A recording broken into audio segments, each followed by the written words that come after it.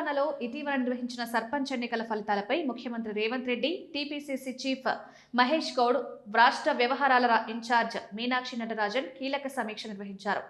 ఈ సమీక్షలో పార్టీ ఎమ్మెల్యేల పనితీరుపైన తీవ్ర అసంతృప్తి వ్యక్తమైంది. ముఖ్యంగా 18 మంది ఎమ్మెల్యేల పనితీరును పార్టీ నేతలు సీరియస్ గా పరిగణించారు.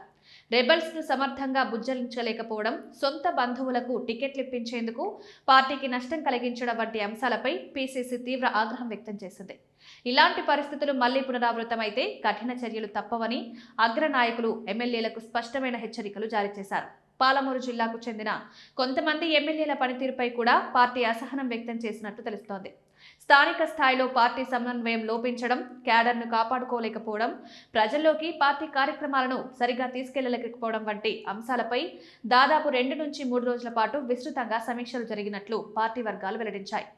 ఇదే సమయంలో స్థానిక సంస్థల ఎన్నికలను శాంతియుతంగా నిర్వహించిన అధికార యంత్రాంగాన్ని సీఎం రేవంత్ రెడ్డి అభినందించారు. డిసెంబర్ 18న ఏర్పాటు చేసిన మీడియా సమావేశంలో సీఎం మాట్లాడుతూ గ్రామ పంచాయతీ ఎన్నికల్లో కాంగ్రెస్ పార్టీ అద్భుత విజయాన్ని నమోదు చేసిందన్నారు. ఇది తమ 2 ఏళ్ల పాలనపై ప్రజలు వ్యక్తం చేసిన సంపూర్ణ విశ్వాసానికి నిదర్శనమని పేర్కొన్నారు. ప్రజలు తమ ప్రభుత్వాన్ని ఆశీర్వదించారని, కాంగ్రెస్ పాలనపై నమ్మకం ఉంచారన్నారు.